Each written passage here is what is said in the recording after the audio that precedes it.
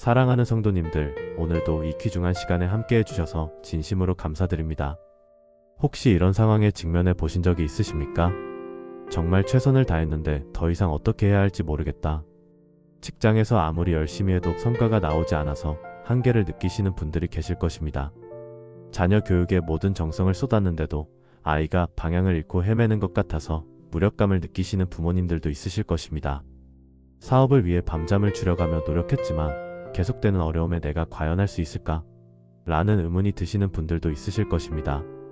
질병과 싸우면서 의료진의 도움과 자신의 의지로 최선을 다했지만 더 이상 버틸 힘이 남지 않은 것 같다고 느끼시는 분들도 있으실 것입니다. 그런 경험 있으시죠?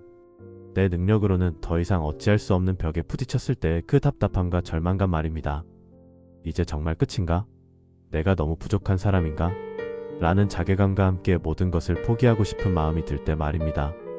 주변 사람들은 더 노력해, 포기하지 말라고 말하지만 정작 자신은 더 이상 낼 힘이 없다고 느낄 때의 그 고독감 말입니다. 심지어는 하나님께 이렇게 기도했는데 왜 안 되는 걸까? 내 믿음이 부족한 건가? 라는 영적인 회의까지 들 때가 있으시죠? 믿음의 가족들이여, 오늘 저는 바로 이런 인간의 한계와 무력감 앞에 서 계신 여러분들에게 하나님께서 주시는 놀라운 능력과 소망의 메시지를 전해드리고 싶습니다. 성경은 우리의 힘이 닿을 때 바로 그때가 하나님의 능력이 나타나는 때라고 분명히 말씀하고 있습니다. 오늘 우리는 4가지 귀한 진리를 함께 나누겠습니다. 첫 번째로는 인간의 한계가 하나님의 시작점이라는 것입니다. 두 번째로는 약함 가운데 나타나는 하나님의 완전한 능력에 대해서입니다. 세 번째로는 의지와 힘을 하나님께 온전히 맡기는 항복의 은혜에 대해서입니다. 그리고 네 번째로는 하나님의 능력으로 새롭게 되는 변화와 승리에 대해서입니다. 자, 그러면 첫 번째 진리부터 함께 살펴보겠습니다. 첫 번째로, 인간의 한계가 바로 하나님의 시작점입니다. 우리는 보통 자신의 능력이 한계에 부딪히면 절망하고 좌절합니다. 이제 정말 끝이다라고 생각합니다. 그런데 성경은 전혀 다른 관점을 제시합니다. 인간의 끝이 바로 하나님의 시작이라는 것입니다. 출애굽기 14장을 보십시오. 이스라엘 백성들이 이집트에서 나온 후 홍해 앞에서 진퇴양난에 빠졌습니다. 앞에는 바다가 가로막고 뒤에서는 바로의 군대가 추격해왔습니다. 인간의 능력으로는 절대 해결할 수 없는 상황이었습니다. 백성들은 모세에게 우리를 애굽에서 이끌어내어 광야에서 죽게 하는 것이 무엇이냐고 원망했습니다. 그런데 바로 그 절망적인 상황에서 하나님의 기적이 일어났습니다. 13절에서 14절에서 모세는 너희는 두려워하지 말고 가만히 서서 여호와께서 오늘 너희를 위하여 행하시는 구원을 보라. 너희가 오늘 본 애굽 사람을 영원히 다시 보지 아니하리라. 여호와께서 너희를 위하여 싸우시리니 너희는 가만히 있을지니라고 선언했습니다. 여기서 가만히 있을지니라는 히브리어 타하리슈는 조용히 하라, 침묵하라는 의미입니다. 즉, 인간의 모든 노력을 멈추고 하나님께서 일하시는 것을 지켜보라는 뜻입니다. 그리고 바로 그때 홍해가 갈라지는 기적이 일어났습니다. 사사기 7장에서 기드온의 이야기도 마찬가지입니다. 미디안 족속이 13만 5천 명의 대군으로 쳐들어왔는데 기드온에게는 처음에 3만 2천 명의 군사가 있었습니다. 그런데 하나님께서는 이 숫자도 너무 많다고 하시며 계속 줄이셨습니다. 두려운 자들을 보내니 2만 2천 명이 돌아갔고 300명만 남게 되었습니다. 300명 대 13만 5천 명이라는 말도 안 되는 비율이었습니다. 인간의 계산으로는 절대 불가능한 상황이었습니다. 그런데 바로 그 절망적인 상황에서 하나님의 완전한 승리가 이루어졌습니다. 7장 2절에서 하나님은 너와 함께 한 백성이 너무 많아 내가 미디안 족속을 그들의 손에 붙이지 아니하노라. 이는 이스라엘이 나를 거슬러 자긍하기를 내 손이 나를 구원하였다 할까 하민이라고 말씀하셨습니다. 하나님께서는 인간이 자신의 힘을 자랑하지 못하도록 불가능한 상황을 허용하시고 바로 그 상황에서 당신의 능력을 나타내십니다. 다니엘서 3장에서 사드락, 메삭, 아벳느고의 이야기를 보십시오. 그들은 금 신상에게 절하지 않는다는 이유로 풀무불에 던져지게 되었습니다. 인간의 능력으로는 절대 살아날 수 없는 상황이었습니다. 17절에서 18절에서 그들은 왕이여 우리가 섬기는 하나님이 우리를 극렬히 타는 풀무불 가운데서 능히 건져내시겠고 왕의 손에서도 건져내시리이다.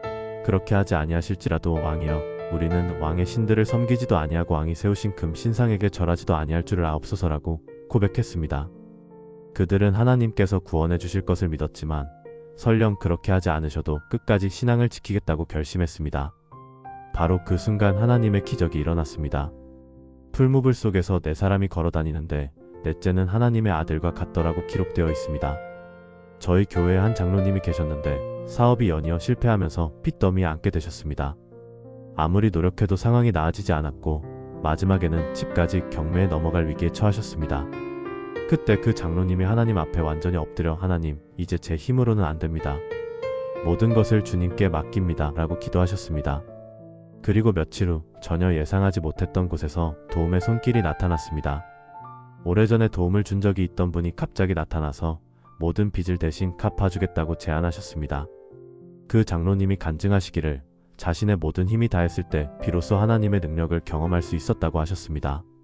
사랑하는 성도님들이여, 여러분의 힘이 한계에 부딪혔다고 절망하지 마십시오. 바로 그때가 하나님께서 일하기 시작하시는 때입니다. 인간의 끝이 하나님의 시작입니다. 그렇다면 두 번째 진리를 살펴보겠습니다. 두 번째로, 약함 가운데 나타나는 하나님의 완전한 능력이 있습니다. 우리는 강할 때 하나님의 능력을 경험한다고 생각합니다. 그런데 성경은 오히려 약할 때 하나님의 능력이 완전하게 나타난다고 말씀합니다. 고린도후서 12장에서 바울의 고백을 보십시오. 바울에게는 육체의 가시라고 부르는 어떤 약함이 있었습니다.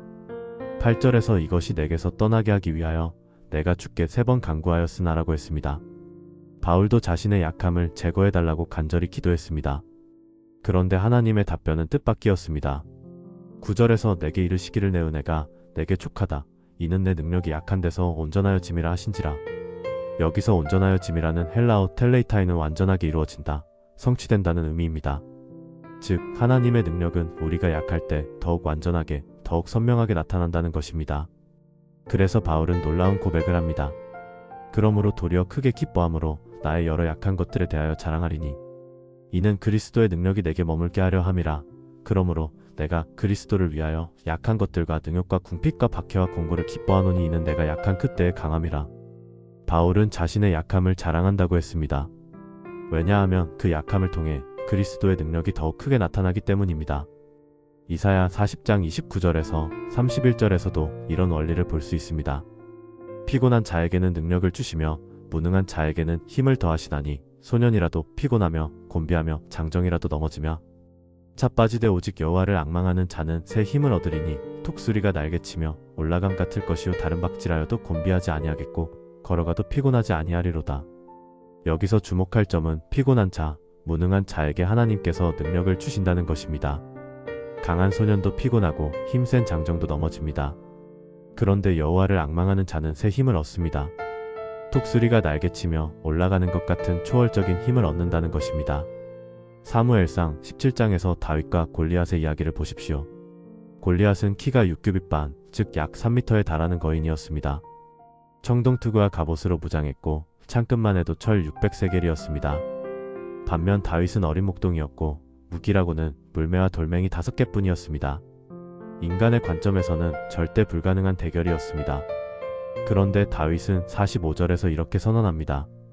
너는 칼과 창과 단창으로 내게 나아오거니와 나는 만군의 여호와의 이름 곧 내가 모독하는 이스라엘 군대 하나님의 이름으로 내게 나아가노라. 다윗은 자신의 약함을 인정하면서도 하나님의 능력을 의지했습니다. 그 결과 돌멩이 하나로 거인 골리앗을 쓰러뜨리는 기적이 일어났습니다. 47절에서 다윗은 여호와의 구원하심이 칼과 창에 있지 아니함을 이 무리로 알게 하리라. 전쟁은 여호와께 속한 것인즉라고 선언했습니다. 진정한 승리는 인간의 무기나 능력에 있는 것이 아니라 하나님의 능력에 있다는 것입니다. 고린도전서 1장 27절에서 28절에서 바울은 이렇게 말씀합니다. 그런데 하나님께서 세상에 미련한 것들을 택하사 지혜 있는 자들을 부끄럽게 하려 하시고 세상에 약한 것들을 택하사 강한 것들을 부끄럽게 하려 하시며 하나님께서 세상에 천한 것들과 멸시받는 것들과 없는 것들을 택하사 있는 것들을 패하려 하시나니 하나님께서는 의도적으로 약한 것들을 택하셔서 당신의 능력을 나타내십니다. 강한 것을 통해서는 하나님의 능력인지 인간의 능력인지 구분하기 어렵지만 약한 것을 통해 나타나는 능력은 분명히 하나님의 것임을 알 수 있기 때문입니다. 저희 교회에 한 권사님이 계셨는데 중학교밖에 나오지 못했지만 자녀 5명을 모두 대학에 보내셨습니다. 경제적으로도 매우 어려운 상황이었고 학력도 부족했지만 매일 새벽마다 자녀들을 위해 기도하셨습니다. 인간의 능력으로는 불가능해 보이는 일이었지만 하나님께서 놀라운 방법들로 도우셨습니다. 장학금을 받게 하시고 좋은 사람들을 만나게 하셔서 결국 모든 자녀가 성공적으로 학업을 마쳤습니다. 그 권사님이 간증하시기를 자신의 약함을 통해 하나님의 능력이 얼마나 크신지 경험했다고 하셨습니다. 믿음의 가족들이여, 여러분의 약함을 부끄러워하지 마십시오. 하나님께서는 바로 그 약함을 통해 당신의 완전한 능력을 나타내고자 하십니다. 약함을 인정하고 하나님께 의지할 때 상상할 수 없는 능력을 경험하게 될 것입니다. 이제 세 번째 진리를 살펴보겠습니다. 세 번째로, 의지와 힘을 하나님께 온전히 맡기는 항복의 은혜가 있습니다. 많은 그리스도인들이 하나님께 맡긴다고 말하면서도 여전히 자신의 방법으로 해결하려고 했습니다. 진정한 항복은 자신의 의지와 계획을 완전히 내려놓는 것입니다. 누가복음 22장 42절에서 예수님께서 겟세마네 동산에서 기도하실 때 하신 말씀을 보십시오. 아버지여, 만일 아버지의 뜻이거든 이 잔을 내게서 옮기시옵소서. 그러나 내 뜻대로 마시옵고 아버지의 뜻대로 되기를 원하나이다. 예수님도 인간으로서 십자가의 고통을 피하고 싶어 하셨습니다. 그러나 궁극적으로는 내 뜻대로 마시옵고 아버지의 뜻대로 되기를 원하나이다 라고 완전히 항복하셨습니다. 이것이 바로 진정한 항복의 모습입니다. 자신의 원하는 바를 솔직하게 아뢰면서도 최종적으로는 하나님의 뜻에 순종하는 것입니다. 잠언 3장 5절에서 6절에서 너는 마음을 다하여 여호와를 의뢰하고 내 명철을 의지하지 말라. 너는 범사의 그를 인정하라. 그리하면 내 길을 지도하시리라고 말씀합니다. 여기서 의뢰하고라는 히브리어 바타흐는 완전히 신뢰한다, 전적으로 의존한다는 의미입니다. 내 명철을 의지하지 말라는 것은 자신의 지혜나 판단을 앞세우지 말라는 뜻입니다. 범사의 그를 인정하라는 것은 모든 일에서 하나님의 주권을 인정하고 그분의 인도하심을 구하라는 것입니다. 그러면 하나님께서 우리의 길을 지도해 주신다고 약속하셨습니다. 야고보서 4장 7절에서는 그런즉 너희는 하나님께 복종할지어다라고 명령합니다. 여기서 복종할지어다는 헬라어 휘포타게테는 군사용어로 상급자의 명령에 절대 복종한다는 의미입니다. 진정한 항복은 하나님을 최고 사령관으로 인정하고 그분의 명령에 절대 복종하는 것입니다. 사무엘상 15장 22절에서 사무엘은 사울에게 순종이 제사보다 낫고 듣는 것이 수장의 기름보다 나으니라고 말했습니다. 아무리 열심히 하나님을 섬겨도 순종하지 않으면 의미가 없다는 것입니다. 하나님께서 원하시는 것은 우리의 노력이 아니라 우리의 순종입니다. 요한복음 15장 5절에서 예수님은 나는 포도나무요 너희는 가지라. 그가 내 안에 내가 그 안에 거하면 사람이 열매를 많이 맺나니 나를 떠나서는 너희가 아무것도 할 수 없음이라고 말씀하셨습니다. 나를 떠나서는 너희가 아무것도 할 수 없음이라. 이것은 우리의 완전한 무능력을 인정하는 선언입니다. 동시에 예수님과 연결되어 있으면 많은 열매를 맺을 수 있다는 약속이기도 합니다. 핵심은 우리 자신의 능력이 아니라 예수님과의 연결, 즉 의존 관계에 있습니다. 창세기 32장에서 야곱이 야복 강가에서 하나님과 씨름한 이야기를 보십시오. 야곱은 평생 자신의 지혜와 꾀로 살아왔습니다. 그런데 형 에서를 만나기 전날 밤 하나님과 씨름하게 되었습니다. 야곱은 끝까지 놓지 않고 버텼지만 하나님께서 그의 환도뼈를 치시자 절개되었습니다.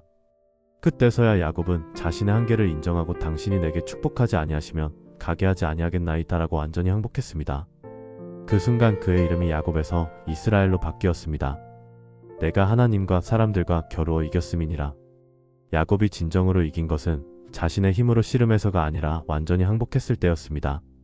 저희 교회에 한 집사님이 계셨는데 오랫동안 사업이 잘 안 되어서 혼자 애쓰고 계셨습니다.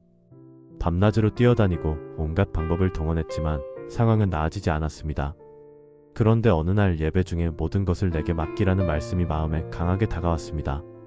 그날 밤 그 집사님이 무릎 꿇고 하나님, 이제 정말 모든 것을 주님께 맡깁니다. 제 뜻대로가 아니라 주님의 뜻대로 되기를 원합니다. 라고 기도하셨습니다. 그리고 며칠 후 전혀 예상하지 못했던 큰 거래처에서 연락이 왔습니다. 그 후로 사업이 안정되기 시작했고 지금은 여유 있는 생활을 하고 계십니다. 그 집사님이 간증하시기를 진정으로 모든 것을 맡겼을 때 하나님께서 일하기 시작하셨다고 하셨습니다. 사랑하는 성도님들이여, 더 이상 자신의 힘으로 버티려고 하지 마십시오. 하나님께 완전히 항복하십시오. 그것이 진정한 승리의 시작입니다. 마지막으로 네 번째 진리를 나누겠습니다. 네 번째로, 하나님의 능력으로 새롭게 되는 변화와 승리가 있습니다. 우리가 자신의 한계를 인정하고 하나님께 의지할 때 놀라운 변화가 일어납니다. 단순히 문제가 해결되는 것을 넘어서 우리 자신이 완전히 새로워지는 경험을 하게 됩니다. 에스겔 36장 26절에서 하나님은 또 새 마음을 너희에게 주되 너희 육신에서 굳은 마음을 제거하고 부드러운 마음을 줄 것이며 라고 약속하셨습니다. 하나님께서는 우리의 굳어진 마음, 절망으로 딱딱해진 마음을 제거하시고 새로운 마음을 주신다는 것입니다. 이것은 단순한 상황 변화가 아니라 존재 자체의 변화입니다. 고린도후서 5장 17절에서 그런즉 누구든지 그리스도 안에 있으면 새로운 피조물이라 이전 것은 지나갔으니 보라 새 것이 되었도다라고 선언합니다. 하나님의 능력으로 변화된 사람은 새로운 피조물이 됩니다. 이전의 연약함과 한계가 지나가고 새로운 존재가 되는 것입니다. 빌립보서 4장 13절에서 바울은 내게 능력 주시는 자 안에서 내가 모든 것을 할 수 있느니라고 고백합니다. 여기서 모든 것을 할 수 있느니라는 헬라어 판타 이스키오는 모든 상황에서 충분한 힘을 갖는다는 의미입니다. 자신의 힘으로는 한계가 있지만 하나님의 능력 안에서는 어떤 상황도 이겨낼 수 있다는 고백입니다.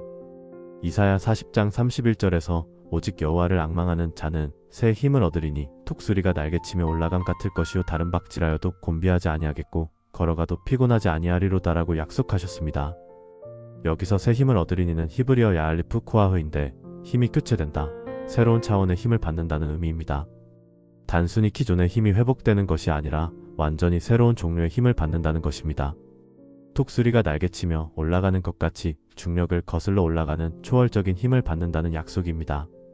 사도행전 1장 8절에서 예수님은 제자들에게 오직 성령이 너희에게 임하시면 너희가 권능을 받고라고 약속하셨습니다. 여기서 권능은 헬라어 디나미스인데 이는 폭발적인 능력, 역동적인 힘을 의미합니다.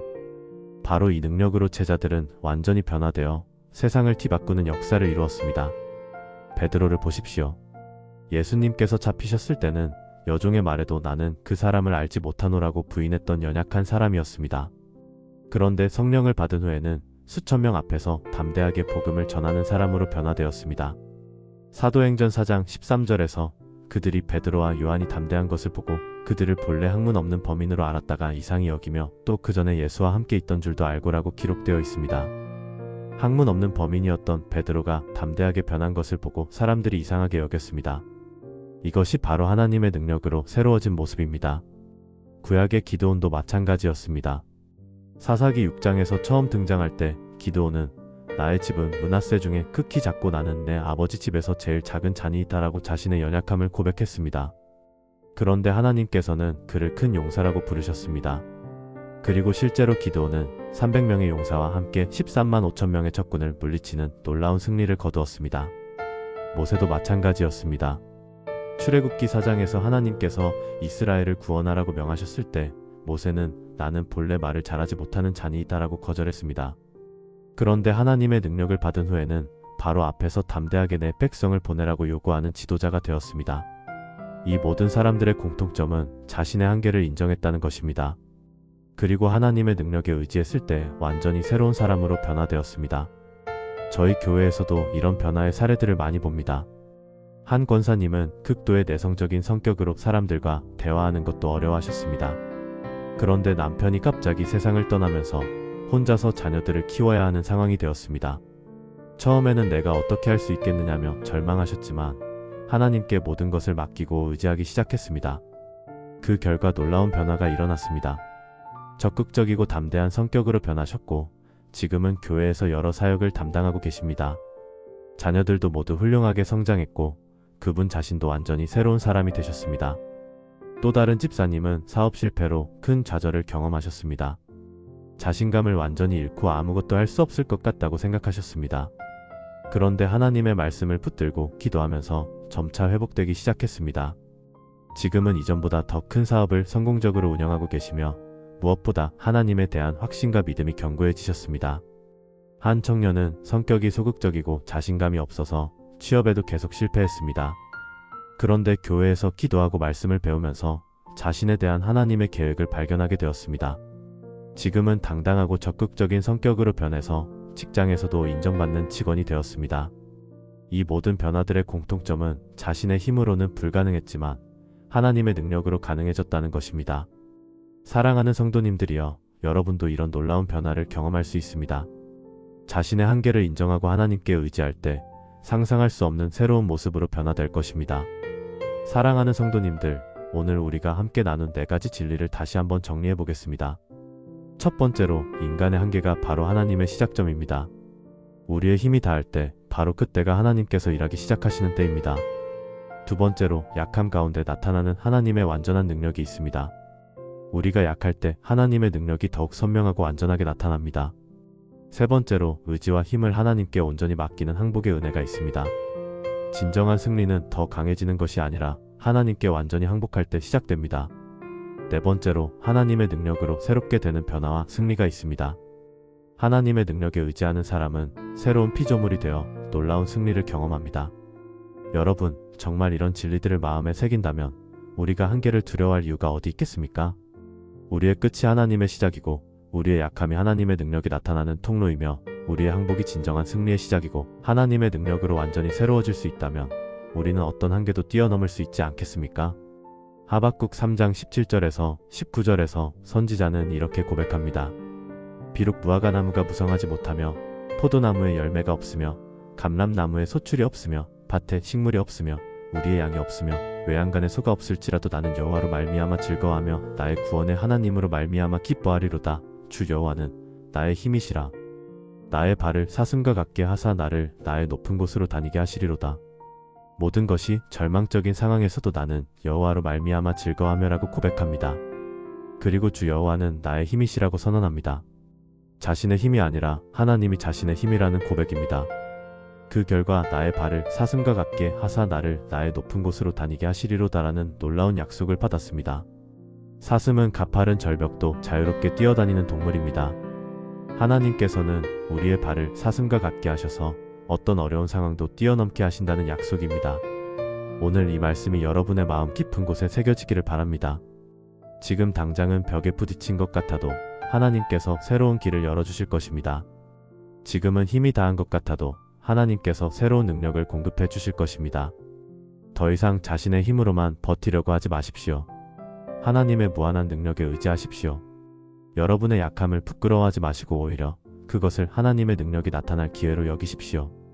완전히 항복하여 하나님께 모든 것을 맡기십시오.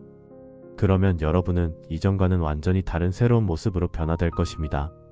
로마서 8장 37절에서 그러나 이 모든 일에 우리를 사랑하시는 이로 말미암아 우리가 넉넉히 이기는 이라고 선언합니다. 넉넉히 이기는 이라는 헬라어 휘페르니카오는 압도적으로 승리한다는 의미입니다. 우리를 사랑하시는 하나님으로 말미암아 우리는 모든 한계를 압도적으로 뛰어넘는 승리를 경험할 수 있습니다. 에베소서 3장 20절에서는 우리 가운데서 역사하시는 능력대로 우리가 구하거나 생각하는 모든 것에 넘치도록 능히 하실 이에게라고 말씀합니다. 하나님께서는 우리가 구하거나 생각하는 것보다 훨씬 넘치도록 능히 하실 수 있는 분이십니다. 우리의 상상을 뛰어넘는 놀라운 일들을 행하실 수 있습니다. 그러므로 한계에 부딪혔다고 절망하지 마십시오. 오히려 이것을 하나님의 초자연적인 개입을 경험할 수 있는 기회로 여기십시오. 인간의 불가능이 하나님의 가능성의 시작점입니다. 혹시 오늘 이 말씀이 여러분의 마음에 새로운 힘과 소망이 되셨다면 좋아요 버튼을 눌러주시고 댓글로 여러분의 간증이나 기도 제목을 나누어 주시기 바랍니다. 또한 한계 앞에서 좌절하고 있는 주변 분들이 계시다면 이 영상을 공유해 주셔서 함께 은혜 받을 수 있도록 해주시기 바랍니다. 사랑하는 성도님들 위해 하나님의 무한한 능력과 새로운 힘이 충만하시기를 축복합니다. 모든 한계와 벽이 무너지고 하나님의 초자연적인 능력을 경험하시기를 축복합니다. 자신의 약함을 인정하고 하나님께 의지함으로 더 큰 능력을 받으시기를 축복합니다. 완전히 항복하여 하나님의 뜻 가운데 승리하는 삶을 사시기를 축복합니다. 무엇보다 하나님의 능력으로 새롭게 변화되어 이전과는 차원이 다른 삶을 살아가시기를 축복합니다. 예수 그리스도의 이름으로 기도드립니다. 아멘.